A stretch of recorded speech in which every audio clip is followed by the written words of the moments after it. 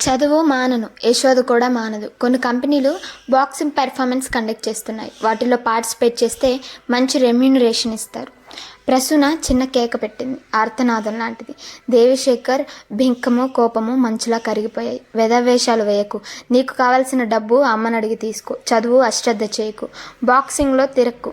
Degree చేతికి రాగానే నా బిజినెస్లోకి వచ్చేయాలి అని కోపంగా మాట్లాడి విసురుగా వెళ్ళిపోయాడు దేవిశంకర్. యశోదకి కన్ను కొట్టి నవ్వాడు వివేక్. Good morning doctor. చిరునవ్వుతో విష్ చేసింది యశోద. తన కన్సల్టింగ్ రూమ్లో టేబుల్ మీద రకరకాల క్యాసెట్స్, ఫైల్స్, టేప్ రికార్డర్స్ పరుచుకొని ఉన్నాయి. వాటితో సతమతమవుతూ ఉన్న అనంత పద్మస్వామి ఉలిక్కిపడినట్లయి. Good morning. మీరు ఐఎమ్ మిసెస్ వివేక్. కుర్చీ ముందుకు లాక్కొని కూర్చుంది యశోద. కూర్చో అని మర్యాదలు చేసే మూడ్లో కనపడలేదు. మిసెస్ వివేక్ ఏదో అర్థం కాని విషయం డైజెస్ట్ చేసుకున్నట్లు అన్నాడు. వివేక్ మీ పేషెంట్. నాకు తెలుసు కంగారుగా అన్నాడు డాక్టర్. తన పేషెంట్స్ని మర్చిపోయినట్లు ఎవరైనా అనుకోవడం ఇష్టం ఉండదు డాక్టర్కి. అన్ని విషయాలు గుర్తుంటాయని అతని నమ్మకం. చెప్పాడు పెళ్లి చేసుకుంటానని. కంగ్రాట్స్ అన్నాడు డాక్టర్. నేను వివేక్ ప్రాబ్లం మీతో డిస్కస్ చేద్దామని వచ్చాను. వివేక్ ప్రాబ్లం అంటూ ఆగాడు. యశోద అందిస్తుందేమో అని. వెంటనే చెప్పలోకి పోయింది యశోద. అన్నట్లు అడిక్ట్ కదూ అన్నాడు డాక్టర్ ఉత్సాహంగా. ఇటీవల అతడి పేషెంట్స్లో అడిక్ట్స్ ఎక్కువగా ఉన్నారు. కాదు అతడికి. డాక్టర్ చెయ్యి ఫైల్స్ వైపుకి వెళ్ళింది. అతడికి శారీరకంగా ఏ లోపమూ లేదు. అయినా దాంపత్య జీవితంలో సంసారం అంటే భయపడుతున్నాడు. ఎలాగో ముగించి వెంటనే గుర్తొచ్చింది అతడికి.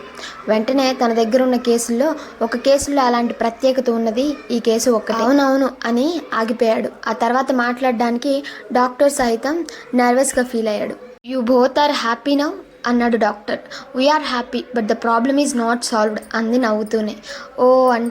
ఓ అన్నాడు నర్వస్గా. కొన్ని సెకండ్లు మౌనంగా గడిచాయి. డాక్టర్ అతనికి ఆ సమయంలో సలసల కాగుతున్న నూనె, కనకన మండుతున్న అగ్నిస్తంభం, అగ్నిజ్వాలల్లో మనసు ముందుకొస్తున్నాయట. అంచేత మనసు వశం తప్పుతోంది. వాట్? నిజంగా ఆశ్చర్యపోయాడు డాక్టర్. గబగబా వివేక్ ఫైల్ తీసి దాదాపు అరగంట అతడి కేసుకు సంబంధించిన వివరాలన్నీ చూశాడు. సహనంగా కూర్చుంది యశోద.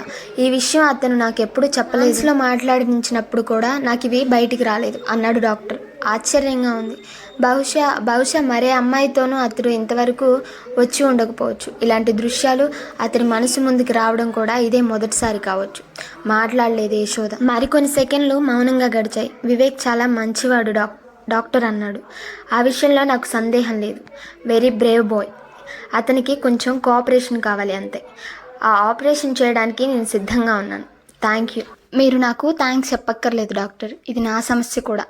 ఐఎమ్ లవ్ హిమ్ అంది యశోద. డాక్టర్ మొహంలో సంతృప్తి కనిపించింది. అతని మనసు ముందుకు వచ్చిన దృశ్యాల గురించి ఆలోచించారా? గతంలో ఎప్పుడైనా అలాంటివేమైనా అని అడుగుతోంది యశోద. డాక్టర్ నవ్వాడు.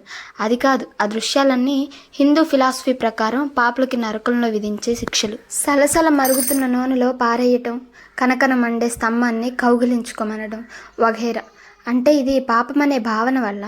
ఓ గాడ్, ఈ ఆధునిక కాలంలో ఇప్పటికీ ఇంక పోనీ ఇది పాపం కాదని నచ్చజెప్తే ఏమీ ప్రయోజనం ఉండదు. మెంటల్ డిస్టర్బెన్స్కి లింక్ అంత డైరెక్ట్గా ఉండే డిస్టర్బెన్స్ని ఎవరిని వాళ్లే సర్దుకోవాలి. కాస్త వివేకం ఉంటే వివేక్ సెక్సువల్ ఎమోషన్స్కి అతని మనసులో అజ్ఞానంగా ఉన్న పాపభీతికే ఏదో ముడి ఉంది.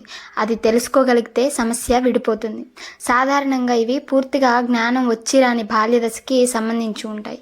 ఈలోగా మీరు అతడిని ట్రెడిషనల్ ఇన్హిబిషన్స్ నుంచి విముక్తిని చేయడానికి ప్రయత్నించండి. ఎలా అని అడిగింది యశోద. క్లబ్స్కి, హోటల్స్కి తీసుకెళ్ళండి. డ్రింక్స్ తీసుకోమని ఎంకరేజ్ చేయండి. నాన్ వెజ్ అలవాటు చేయండి అన్నాడు డాక్టర్. పాలిపోయింది యశోద మొహం. ఇలాంటివి నాకు ఇష్టం లేదు అంది. డాక్టర్ తప్పదు. అతడు తన చుట్టూ అజ్ఞాతంగా అల్లుకున్న పాప పుణ్యాల గూడు నుంచి బయటపడాలి అని అన్నాడు. కానీ ఇవన్నీ వ్యసనాలుగా తయారయ్యే ప్రమాదం ఉంది అంది యశోద.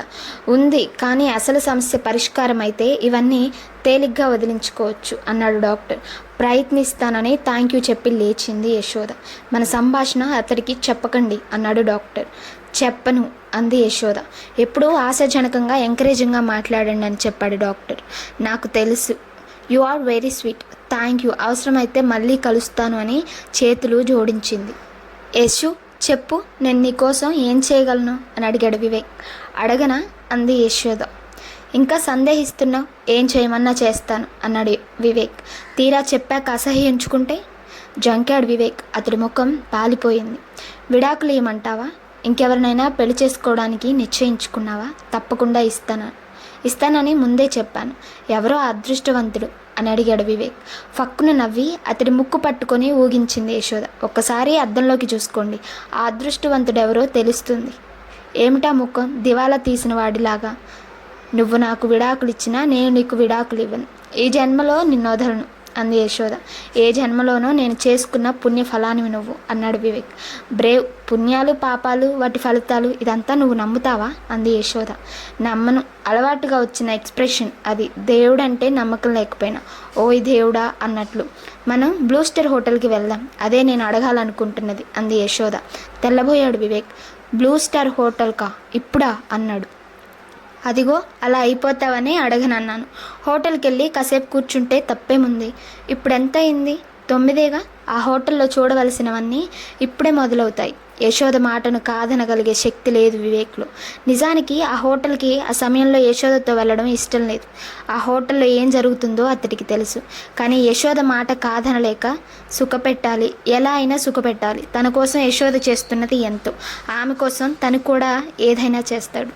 వెళ్దాం పద అన్నాడు నవ్వు తెచ్చి పెట్టుకుంటూ. యశోద జాలిపడింది, బాధపడింది. నిజానికి ఆ హోటల్కి వెళ్ళడము, వివేక్ని తీసుకెళ్లడము యశోదకి ఇష్టం లేదు. సైకియాట్రిస్ట్ ట్రెడిషనల్ ఇన్హాబిషన్ నుంచి వివేక్ని బయటపడేయడానికి క్లబ్స్కి బార్స్కి తీసుకెళ్ళమన్నాడు. డ్రింక్స్ నాన్ వెజ్ అలవాటు చేయమన్నాడు. కానీ యశోద మనసు అందుకు తోగలేదు. తన ప్రేమతో చాకచక్యంతో వివేక్ మనసును వశపరుచుకొని అతడి బలహీనత దూరం చేయలేనా అనుకుంది. శక్తినంతా వినియోగించి ప్రయత్నించింది. కానీ ఫలితం లేకపోయింది. కాగుతున్న నూనె మూకుళ్ళు వగరే కనిపిస్తున్నాయా? యశోద మళ్ళీ ఎప్పుడూ అలా అడగలేదు. కానీ అతడి కళ్ళల్లో భయము, ముఖానికి పట్టిన చెమటలు, వీటిని బట్టి ఆ దృశ్యాలే అతడిని మనసు ముందుకు వస్తున్నాయని ఊహించగలిగింది యశోద. డాక్టర్ జూయర్ కనిపెట్టిన వాక్ చికిత్స గురించి యశోదకి తెలుసు. సైకాలజీ ఆ వివరాలన్నీ ఏనాడో చదువుకుంది. ఏదో మాటల్లో పెట్టి వివేక్ చిన్నతనం గురించి ఎన్నోసార్లు మాట్లాడింది తను. కానీ క్లూ ఏది దొరకలేదు. చివరికి తన డాక్టర్ అనంత పద్మస్వామి సూచన అనుసరించడమే మేలనుకుంది. ఇద్దరూ తయారయ్యి వరండాలోకి వచ్చారు. చీకటిగా ఉన్న వరండాలో ఒక్కసారిగా లైట్ వెలిగింది. ఎవరు అని బయటికి వచ్చింది ప్రసూన. మేమే అని సమాధానం ఇచ్చాడు వివేక్. ఇక్కడెందుకున్నారు? ఏం చేస్తున్నారు అంది ప్రసూన. బయటికి వెళ్దాం అనుకుంటున్నాం అని చెప్పాడు వివేక్. ఇప్పుడా? ఎక్కడికి అని అడిగింది ప్రసూన. ఇప్పుడే వచ్చేస్తామని చెప్పారు.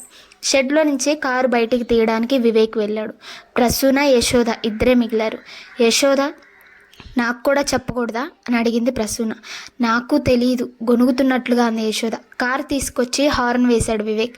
జాగ్రత్తగా వెళ్ళండి అని పొడిగా అని లోపలికి వెళ్ళిపోయింది ప్రసూన. విశాలమైన హాల్లో బ్లూ లైట్లు మందంగా వెలుగుతున్నాయి. ఇంచుమించు అర్ధనగ్నంగా ఉన్నట్లు భ్రాంతి గొలుపుతున్న ఆడవాళ్ళు డ్రింక్స్ సర్వ్ చేస్తున్నారు. ఏసీ వాసనలతో కలిసిపోయి నాన్ వెజ్ డిషెస్ వాసనలు అలవాటు లేని వాళ్ళకి వెగటు పుట్టిస్తున్నాయి. కడుపులో తిప్పినట్లయి వాంతి చేసుకోబోయి బలవంతాన నిగ్రహించుకుంది యశోద.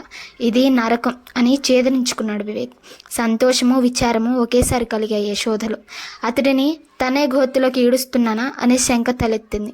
అంతా అతని మంచి కోసమే అని సమాధానం చెప్పుకుంది.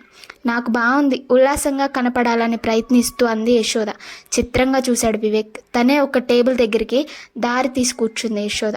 వెళ్ళిపోదాం మరోసారి చేదరించుకుంటూ అన్నాడు వివేక్. కూర్చోండి అంది యశోద. కూర్చున్నాడు వివేక్. మనస్సు కరిగింది. అతడి చేతిని ఆప్యాయంగా నొక్కింది. ఆ స్పర్శ చాలు.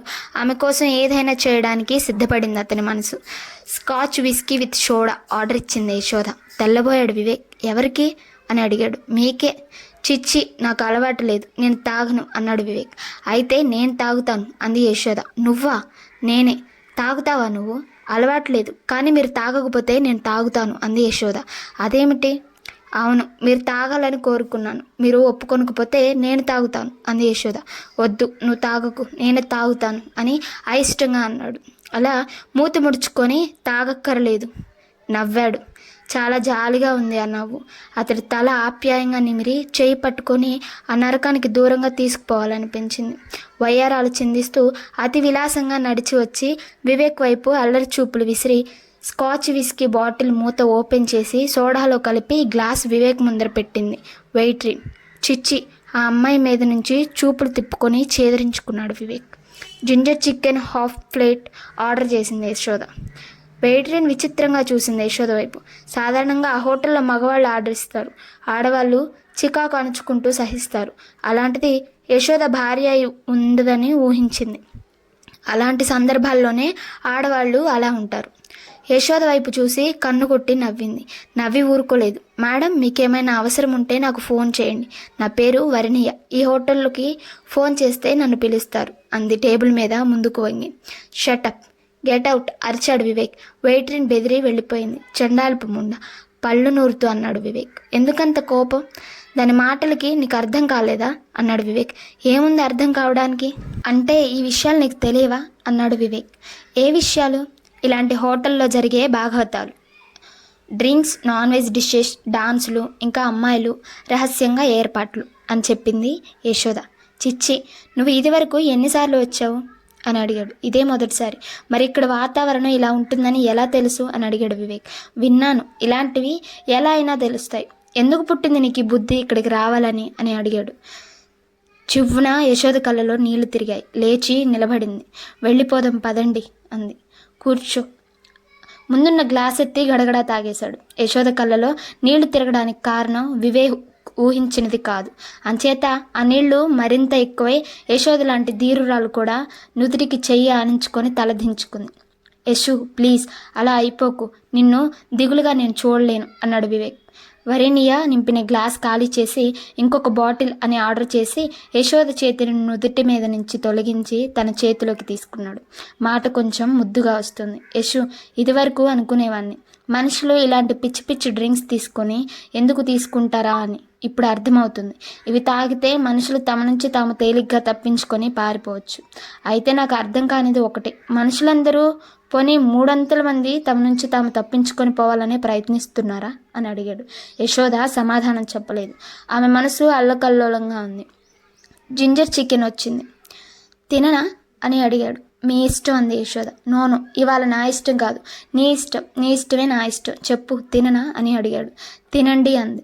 ఆల్ రైట్ అని కళ్ళు మూసుకొని నోరు తెరిచి నోట్లో వేసుకొని గటుక్కున ఇన్ని మంచినీళ్ళు తాగాడు. వెంటనే డోక్కున్నాడు. టేబుల్ మీద వివేక్ నోటు మీద పడింది వమనం. అక్కడి వాళ్ళందరూ విడ్డూరంగా చూస్తున్నారు. యశోద తనని తాను బాగా తిట్టుకుంది. వివేక్ని నడిపించుకుంటూ సింక్ దగ్గరికి తీసుకెళ్లి మొహం కడిగింది. రుమాలతో సూట్ తుడిచింది. ఇద్దరు మరొక టేబుల్ ముందు కూర్చున్నారు. మళ్ళా డ్రింక్స్ తీసుకుపోయాడు వివేక్. వద్దు అంది యశోద. ప్లీజ్, పారిపోని, అన్నీ మర్చిపోని. డ్రింక్ తాగానని కూడా మర్చిపోవడానికి మరింత తాగని అన్నాడు వివేక్. గడగడా తాగుతున్నాడు వివేక్. నిస్సహాయంగా చూస్తుంది యశోద. తాగుతున్నవాడు హఠాత్తుగా గ్లాస్ కింద పెట్టాడు వివేక్. మా నాన్నగారు కూడా తన నుంచి తాను తప్పించుకోవడానికి ప్రయత్నిస్తున్నారు. భలే భలే. ఉలికిపడి వివేక్ చూస్తున్న వైపు చూసింది యశోద. అక్కడ తన కళ్ళను తానే నమ్మలేకపోయింది. 2-3 టేబుల్స్ అవతల ఉన్న టేబుల్ ముందు దేవిశంకర్ కూర్చొని ఉన్నాడు స్నేహితులతో. అతని ముందు డ్రింక్స్ ఉన్నాయి. నిప్పులు కక్కే కళ్ళతో కొడుకుని కోడల్ని చూస్తున్నాడు. పట్టరాని తమ్మకంతో యశోదని అల్లుకుపోయాడు వివేక్. కానీ యశోద పారివస్యంలో మునిగిపోలేదు. అందుకు కారణాలు 2. 1, వివేక్ నోటి నుంచి వచ్చే మధ్య మాంసాహారాలు కలిగిన దుర్వాసన. 2, ఇంతగా మనసు చంపుకొని ప్రారంభించిన డ్రింక్స్ ఎలాంటి ఫలితాన్ని ఇచ్చాయనేది తెలుసుకోవాలనే కుతూహలం. వివేక్ శరీరానికి ఎప్పటిలా చెమటలు పట్టలేదు. కళ్ళు భయంతో సంచలించిపోవడం లేదు. యశోద అమ్మయ్య అనుకునేటంతలో మరొకటి జరిగింది. అతడి శరీరం మీద పూర్తిగా వశం తప్పింది. అతడి ఆరాటానికి ఆశకి సహకరించకుండా శరీరం పూర్తిగా మైకంలోకి జారుకుంది. ఏం జరుగుతుంది? తను తీసుకున్న స్టెప్ సరైనదా కాదా? ఆ రాత్రి అసలు నిద్రలేకపోయింది యశోద. డైనింగ్ టేబుల్ ముందు దేవిశంకర్ కుటుంబ సభ్యులందరూ కూర్చున్నారు. వంటవాడు దోశ, చట్నీ తెచ్చి బళ్ళ మీద పెట్టాడు. పేలబోతున్న బాంబులా ఉంది అక్కడి వాతావరణం. ఎవరికి తిండి మీద లేదు. అందరిలో దేవిశంకర్ దెబ్బతిన్న పులిలాగా, తోక తొక్కిన త్రాచులాగా రగిలిపోతున్నాడు ఎప్పటిలాగే. యశోద ముందు ఉంచిన పలహారం వివేక్ తను తిన్న తర్వాతే యశోదని తిననిచ్చాడు. భరించలేకపోతున్నాడు దేవిశంకర్. నేను సాయంత్రం ఎక్కడికి వెళ్ళావు తీక్షణంగా అడిగాడు దేవిశంకర్. మీకు తెలుసు శాంతంగా చెప్పాడు వివేక్. కొంచెం తొనకలేదు. తడబడ్డాడు దేవిశంకర్. తన లోపం ఎత్తి చూపడంతో అహం గాయపడి మరింత రెచ్చిపోయాడు. ఎందుకెళ్ళావు అక్కడికి అందరూ ఎందుకు వెళ్తారో అందుకే నా నుంచి నేను తప్పించుకు పారిపోవడానికి అని చెప్పాడు వివేక్. నిజంగా తెల్లబోయాడు దేవిశంకర్. అంటే అని అడిగాడు. ఎందుకో నాకు తెలియదు, కానీ మనుషులంతా తమ నుంచి తాము తప్పించుకు పారిపోవడానికే ప్రయత్నిస్తున్నారు. ఇన్నాళ్ళు అలా పారిపోయే అవసరం నాకు రాదనుకున్నాను, కానీ నాకు వచ్చింది. దేవిశంకర్కి అర్థమైంది. కళ్ళప్పగించి చూశాడు కొడుకు వైపు. నువ్వింతకుముందు ఎన్నడూ నాతో ఇలా మాట్లాడలేదు, అవసరం రాలేదు. ఇప్పుడు ఆ అవసరం ఏమొచ్చిందో చెప్పగలవా? చెప్పలేను, ఊహించగలను. సెలవి. ఆ వెటకారం పట్టించుకోలేదు, సీరియస్గా అన్నాడు. మనలో ప్రతి ఒక్కరికి ఒరిజినల్ సెల్ఫ్ ఉంటుంది, అది మన ఐడియల్ సెల్ఫ్ అనుకోవచ్చు. దీనితో పూర్తిగా ఏకీభవించలేని సోషల్ సెల్ఫ్ ఉంటుంది, అదే మన వ్యక్తిత్వం, సమాజంలో మన ఉనికి. సోషల్ సెల్ఫీకి ఒరిజినల్ సెల్ఫీకి ఎంతో సంఘర్షణ ఎక్కువైనప్పుడు ఒరిజినల్ సెల్ఫ్ని ఎదుర్కోలేక, ఓటమిని అంగీకరించలేక మన నుంచి మనం తప్పించుకొని పారిపోవాలని ప్రయత్నిస్తాం.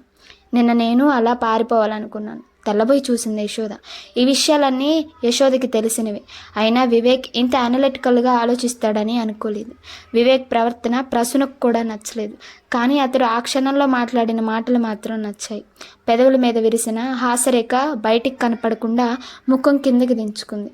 వివేక్ మాటలు దేవిశంకర్కి సరిగ్గా అర్థం కాలేదు. అతడు చుట్టుపక్కల వాళ్ళని డామినేట్ చేస్తాడు, కానీ ఆ డామినేషన్ వివేకంతో కాదు, గడుసుతనంతో, ఎదుటి వాళ్ళ మనసులు మమతతో బసపరుచుకోవడానికి ప్రయత్నించి అహంకారంతో పెత్తనం చేయించాలని చూస్తాడు. వివేక్ మాటలు అతడి అహంకారాన్ని రెచ్చగొట్టాయి. దీనికంతటికి వెనక ఎవరున్నారో నాకు తెలుసు అని గుర్రుగా యశోదను చూస్తూ అన్నాడు Devishankar. You are wrong. Yashoda ఉన్నది నా వెనుక కాదు, నా పక్కన. అలాగే యశోద పక్కన నేను ఉన్నాడు అన్నాడు వివేక్. దిమ్మెరపోయాడు దేవిశంకర్. ఇదంతా నేను ఊహించినని నీకు తెలియదేమో. ఆ విషయం నేను ఆలోచించలేదు. ఇంతవరకు సహించమని నేను కోరటం లేదు కదా. అయితే లేచాడు దేవిశంకర్. వివేక్ లేవలేదు, తండ్రినే చూస్తున్నాడు, వాక్యం పూర్తి చేయమన్నట్లు. మరోసారి నువ్వు ఈ రకంగా నా కంట పడితే పరిణామాలు సవ్యంగా ఉండవు అన్నాడు. మీరు ఆ రకంగా నా కంట పడడం ఇష్టం లేదు, కానీ నేనేం చేయగలిగాను? ఎవరము ఏం చేయలేం. లోపల వణికింది ప్రసూన. తననింత ధిక్కరించి మాట్లాడే వ్యక్తిని దేవిశంకర్ క్షమించడు. అది కొడుకే అయితే ఏమవుతుందో. దేవిశంకర్ ఏమీ మాట్లాడకుండా వెళ్ళిపోయాడు. వెళ్తూ వెళ్తూ యశోద వంక క్రూరంగా చూసి మరీ వెళ్ళాడు. సైకాలజీ పుస్తకం చదువుకుంటూ వాలు కుర్చీలో పడుకుంది యశోద. పుస్తకం చేతిలో ఉన్న మావగారి క్రూరమైన చూపు గుర్తొచ్చి శరీరం గగ్గురు పొడిచింది. భయంతో అనాలోచితంగా ఏదో వాగురులో చిక్కుకున్నట్లు బెదురు కలిగింది. తలుపు మీద చిన్న టిక్ టిక్ చేసిన చప్పుడైంది. విను కూడా వెంటనే లేవలేకపోయింది. గొంతు తడారిపోసాగింది. చప్పుడు మళ్ళీ అయింది. లోపలికి రావచ్చునా అని ప్రసూన గొంతు వినిపించింది. రండి అని వెంటనే అంది యశోద.